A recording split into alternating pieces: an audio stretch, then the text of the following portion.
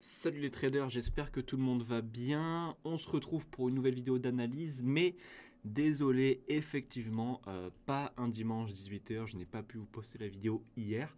Donc on se retrouve bien lundi 17 h 30, en tout cas à l'heure où je tourne la vidéo.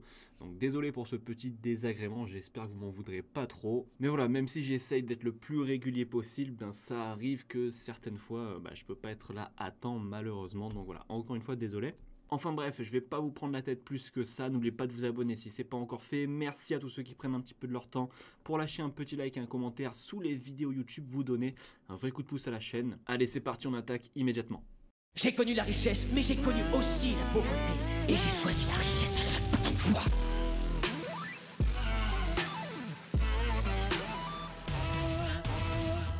Alors on attaque avec HotCAD. Alors oui, j'ai mis ma caméra donc en haut à droite. Je sais que vous ne voyez pas la watchlist, mais rassurez-vous, vous avez quand même le nom de l'actif que j'analyse devant vous, juste ici en haut à gauche, comme vous voyez, HotCAD. Donc du coup, HotCAD, on voulait un down la semaine dernière, c'est ce qu'on a eu. Donc pour rappel, on veut un down pour un potentiel running comme ceci. Donc la correction de toute cette impulsion pour ensuite aller chercher un up. Alors pour l'instant, c'est bien parti, mais on n'a toujours pas de setup d'achat. Donc le down, évidemment, on l'a eu, donc ça c'est validé. Maintenant, on attend le up. Alors il peut encore un petit peu chuter, d'accord. Il peut très bien vous faire une petite correction et chuter encore un petit peu. Mais voilà, pour ce qui en est du up, on va tracer notre petite trend et on tentera l'achat si on a une impulsion, cassure, correction. Là, on tentera l'achat jusqu'au plus haut. Voilà. Pour l'instant, c'est ce que j'attends de HotCAD. Mais, comme je vous ai dit, il peut encore un petit peu chuter. Donc, si vous avez un petit sell setup, pourquoi pas le tenter, protégez-vous rapidement. Mais on va dire que cet achat, c'est le prochain big move qu'on attend. CHF JPY, celui-ci, on voulait, donc on avait deux scénarios. Le scénario, quoique, je crois qu'il avait déjà cassé la semaine dernière le plus haut, ou peut-être pas, mais du coup, sur cette analyse, on avait deux scénarios. Soit la correction ici ne cassait pas le plus haut et on avait un down jusqu'au plus bas, soit on cassait ce plus haut et on aurait plus tard un down, mais qui n'irait pas forcément jusqu'à ce plus bas ici.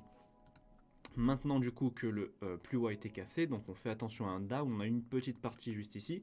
Là on va peut-être corriger pour avoir l'autre partie du down, mais du coup il y a peu de chances qu'on aille casser ce plus bas.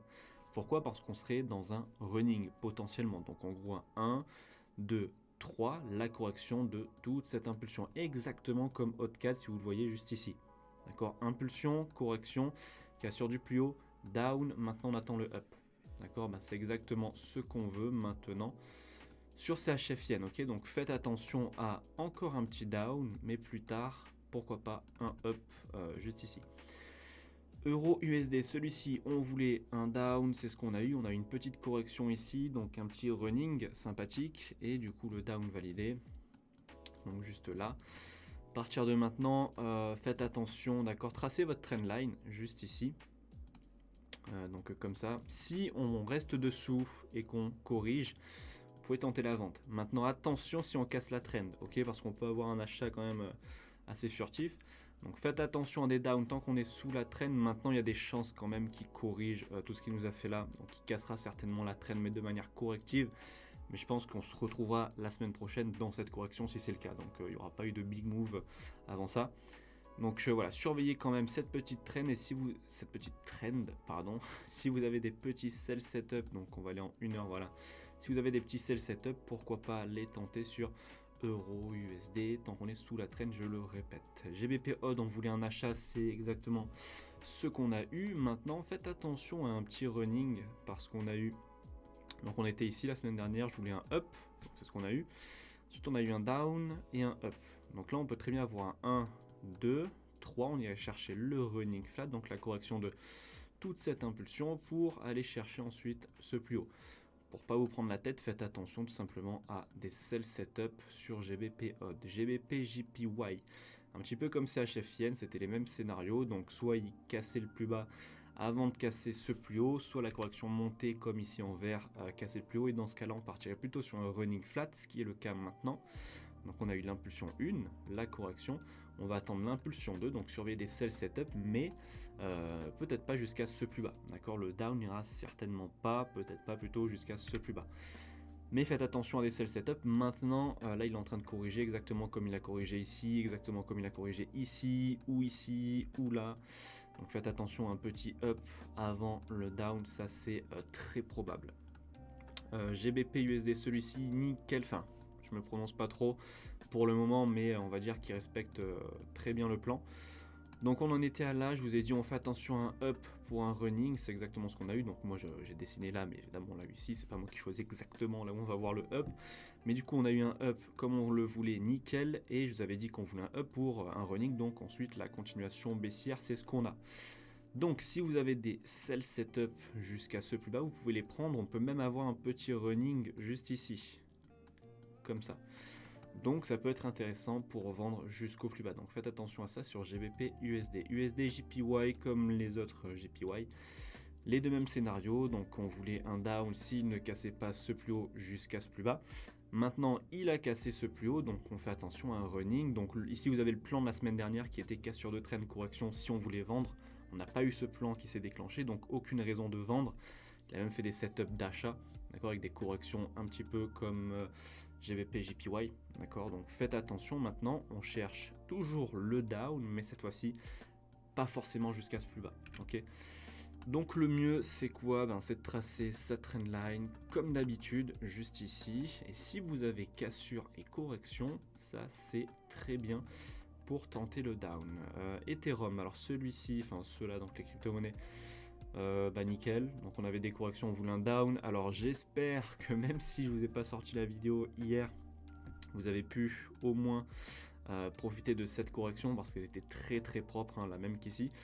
Et là, vous pouvez voir qu'on a à peu près la même structure qui se répète. C'est-à-dire que, je vais vous la montrer tout de suite, on a une impulsion avec un up, down, correction, down, impulsion, down, correction, impulsion. Est-ce que vous me suivez? D'accord, vous avez ici cet impulsion, ce mouvement haussier qui est celui-ci, ce down qui est celui-ci, cette correction qui est celle-ci, et le down. Donc ça vraiment c'était entre guillemets un cadeau béni des dieux pour prendre le down. Donc j'espère que vous l'avez pris. Enfin bref, maintenant faites attention, on peut se retourner vers l'achat parce que pourquoi on a ce down? Pour ceux qui me découvrent, on va dire, ça fait plusieurs semaines que j'avertissais sur un down pour justement ce genre de running aussi, d'accord. Donc dès ici, je crois que j'avais alerté sur un down. Donc, même avant, d'accord, parce que comme je vous ai dit, il a cassé le plus haut. Avant, on essaye d'anticiper le down, du coup avant qu'il casse le plus haut. Mais bon, bref. Donc ce down, il s'explique par ce running. Mais maintenant, le running est peut-être terminé, ce qui pourrait nous laisser place à la seconde impulsion haussière. Donc maintenant, vous faites comme juste tout à l'heure, comme d'habitude. Vous tracez une petite trend line, donc on va dire celle-ci, comme cela. Et si on a up, correction, on tente l'achat. Si on n'a pas ça, c'est risqué. Le Bitcoin, donc pareil, on voulait un down avec cette correction, c'est ce qu'on a eu. On a eu aussi un petit mouvement correctif, voilà, même si je ne voulais pas montrer hier, j'espère que voilà, ceux qui me suivent régulièrement, qui sont un petit peu familiers avec ma méthode, ont pu en profiter. Maintenant, vous avez le plan de la semaine dernière. Après ce down, on voulait le up.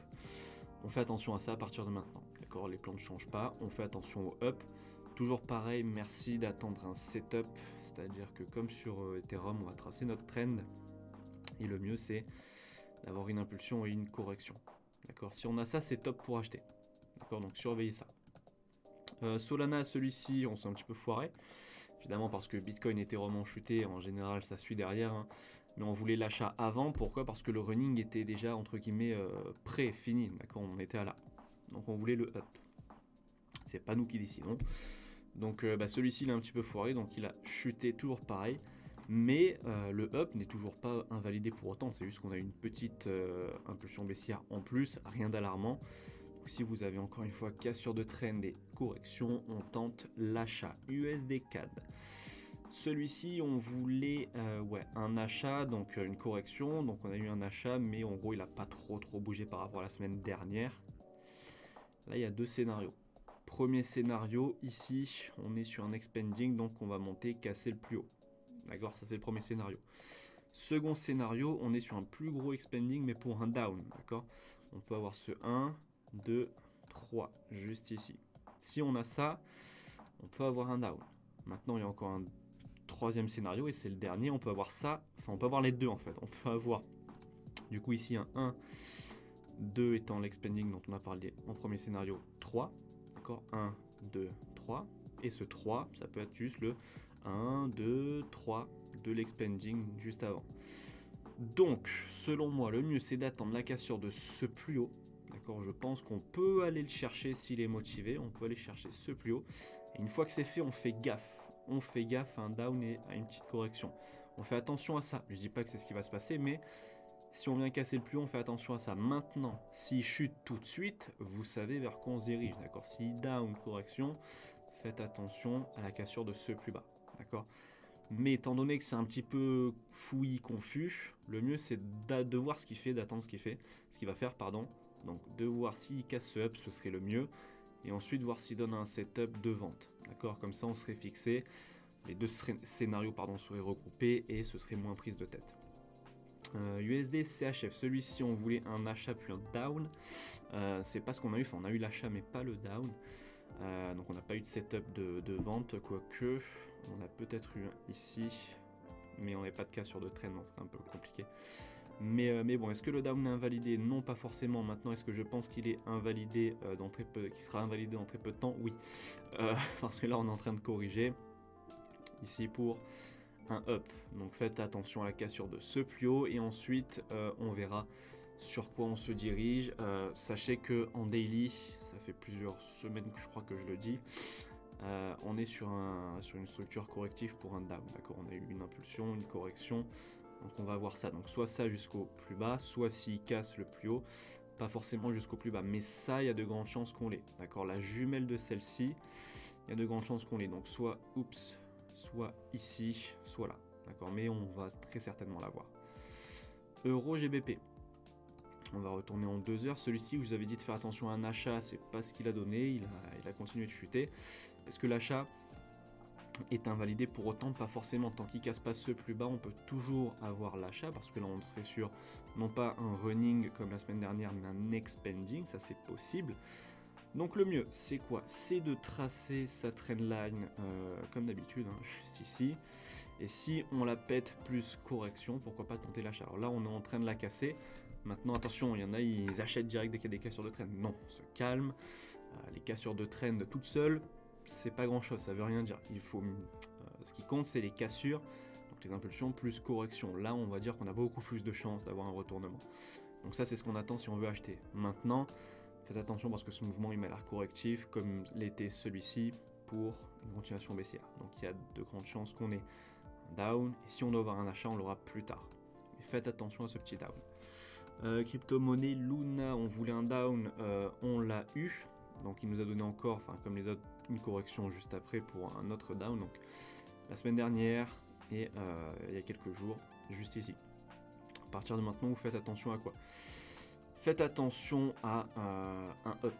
D'accord, vous pouvez avoir un up. Pourquoi? Pour cet expanding, ce 1, 2, 3 et ce 1, 2, 3. Donc ça, ce serait l'expanding. Donc l'expanding, c'est quoi? C'est la correction de cette impulsion haussière. Donc on aurait impulsion, correction, on irait chercher quoi? Impulsion numéro 2 jusqu'au plus haut. D'accord, donc ça, c'est possible et c'est ce qu'on va attendre sur la crypto-monnaie Luna. Sur le DOT, on voulait une vente, c'est ce qu'on a eu. Maintenant, il corrige et je sais pas s'il a cassé le plus bas. On va regarder ça tout de suite. Je l'ai pas pris. Il n'a pas cassé le plus bas. Donc faites attention à la cassure de ce plus bas sur le DOT parce que là, évidemment, correction. Il y a des grandes chances qu'on vienne péter ce plus bas. Donc faites attention à de la vente. Sur le BNB, on voulait de la vente également. C'est exactement ce qu'on a eu. Maintenant, on peut avoir un running, on peut avoir ce 1, 2, 3. Et là, du coup, la seconde impulsion, donc le 1, 2, 3. Donc faites attention à la cassure de ce plus bas. Et sur le gold, on voulait un up, donc cassure du plus haut, puis après potentiellement un retournement si on avait un setup. On a eu le up, mais aucun setup de vente. Donc restez à l'écart pour le moment sur le gold. Voilà, j'espère que cette petite vidéo vous aura plu. Si c'est le cas, n'oubliez pas de la liker et de la commenter, ça me ferait super plaisir. Pensez à vous abonner si ce n'est pas encore fait. Et quant à moi, je vous dis à la semaine prochaine pour une nouvelle vidéo, courte vie mais légendaire, comme d'habitude. Ciao!